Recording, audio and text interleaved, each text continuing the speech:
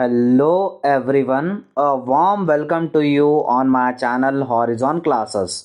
आज की वीडियो में मैं आपको बताऊंगा इंटरनेट बैंकिंग के बारे में। इंटरनेट बैंकिंग होता क्या है, इंटरनेट बैंकिंग का हम आज इस वीडियो में मीनिंग देखेंगे और इंटरनेट बैंकिंग से हमें क्या एडवांटेजेस है, क्या बेनिफिट्स है और इसके नुकसान भी क्या है, डिसएडवांटेजेस क्या है, हम आज इस वीडियो में देखेंगे। तो चलिए मैं आपको पहले इंटरनेट बैंकिंग का मीनिंग समझा देता हूँ, उसके बाद ही हम एडवांटेजेस एंड डिसएडवांटेजेस देखेंगे। चलिए, ये आ गया अपना meaning. Internet banking. Internet banking means conducting banking transactions through the internet. So internet banking क्या है? इंटरनेट बैंकिंग से हम जो भी बैंकिंग ट्रांजैक्शन है वो इंटरनेट के तहत हम कर सकते हैं, उसे ही हम इंटरनेट बैंकिंग कहेंगे। इंटरनेट बैंकिंग मतलब जो भी हम ट्रांजैक्शन करेंगे थ्रू द इंटरनेट, हम उसे इंटरनेट बैंकिंग कहेंगे। नेक्स्ट पॉइंट है, almost all banks offers net banking facilities. आजकल के पीरियड में, जो आज मॉडर्न पीरियड चल रहा है, उसके पीरियड में सारे जितने भी बैंक्स है वो सब नेट बैंकिंग यानी इंटरनेट बैंकिंग फैसिलिटी अपने कस्टमर्स को दे रहे हैं। You can cheque bank balances, bank account balances, transfer funds, manage your debit and credit card etcetera with net banking. Net banking की मदद से आप अपने घर बैठे या पर कहाँ पर भी आपके ऑफिस में बैठे हुए आप अपना बैंक में कितने पैसे, कितने बैलेंस है वो चेक कर सकते हैं। आप एक जगह से एक अकाउंट से दूसरे अकाउंट तक पैसे भेज सकते हैं, या तो फिर अपने डेबिट कार्ड और क्रेडिट कार्ड को भी मैनेज कर सकते हैं आप अपने घर बैठे हुए इंटरनेट बैंकिंग की मदद से। और एक पॉइंट ले लीजिए, it is a time saving facility available 24/7 into 365। So internet banking जो है वो 24 आवर्स चालू रहता है, 7 दिन वीक में और ईयर में 365 डेज आपको ये अवेलेबल रहता है। ये है हमारा इंटरनेट बैंकिंग। तो इंटरनेट बैंकिंग क्या है? जो भी आप ट्रांजैक्शन करते हो बैंकिंग रिलेटेड जो भी आप ट्रांजैक्शन करते हो थ्रू द इंटरनेट, हम उसको कहेंगे इंटरनेट बैंकिंग। हमने सेकेंड पॉइंट क्या देखा?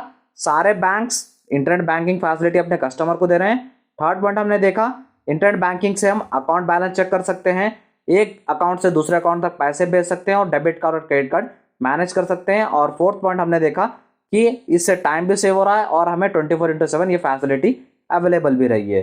सो ये देखा हमने इंटरनेट बैंकिंग का मीनिंग। अब मैं आपको बताऊंगा सिंपल एंड शॉर्ट में advantages and disadvantages of internet banking. चलिए देखते हैं। फर्स्ट है transferring fund. So internet banking की मदद से आप एक अकाउंट से, एक बैंक अकाउंट से दूसरे बैंक अकाउंट तक आप पैसे भेज सकते हो, और आप एक अकाउंट से लेके दूसरे अकाउंट तक पैसे आप डोमेस्टिकली भी भेज सकते हो या तो फिर इंटरनेशनली भी भेज सकते हो। यानी आप सारे इंडिया के अंदर किसी को भी पैसे भेज सकते हो और आप इंडिया के बाहर भी किसी को पैसे भेज सकते हो। मैं जैसे आपने कभी भी देखा होगा, आपके कोई रिलेटिव्स बाहर रहते होंगे तो आप कोई भी आपको बाहर से अब इजीली इंटरनेट से पैसे डाल दे रहा है। सो आप ये जो NEFT, RTGS एंड IMPS, सो ये टॉपिक्स है, हमारा नेक्स्ट वीडियो इसी के ऊपर है। आप इसकी मदद से easily with in an hour आप कहीं पर भी ये पैसे भेज पा रहे हो और अपना फंड्स ट्रांसफर कर पा रहे हो। एक फर्स्ट एडवांटेज जो है इंटरनेट बैंकिंग का, आप एक अकाउंट से दूसरे अकाउंट तक इजीली अपने पैसे ट्रांसफर कर सकते हो। सेकेंड बेनिफिट है, सेकेंड एडवांटेज है बुकिंग डिपॉजिट। सो आप अपने घर बैठे हुए इंटरनेट बैंकिंग की मदद से आप अपना अकाउंट घर बैठे अपने इंटरनेट से खोल सकते हैं। आप अकाउंट फिक्स अकाउंट खोल लीजिए या तो फिर रिकरिंग अकाउंट खोल लीजिए, ये आपके ऊपर डिपेंड रहता है कि आप कौन सा अकाउंट खोलना है। वो अमाउंट जितना जमा करना है वो बैंक डिसाइड करेगी और आप उसमें कितना भी अकाउंट फिक्स डिपॉजिट में रख सकते हो और कितना भी इन्वेस्टमेंट कर सकते हो। तो ये आप डिसाइड करोगे। सो इसकी मदद से आप इंटरनेट बैंकिंग की मदद से आप घर बैठे अपना अकाउंट भी खोल पा रहे हो। ये था हमारा सेकेंड एडवांटेज। थर्ड है paying bills and recharges.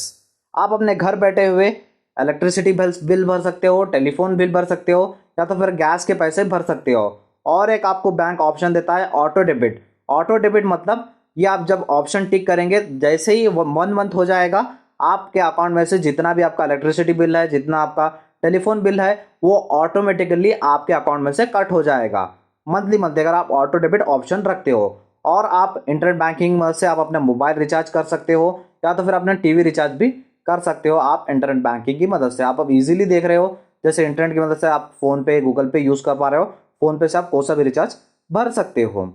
Fourth advantages है tracking account and checking balances.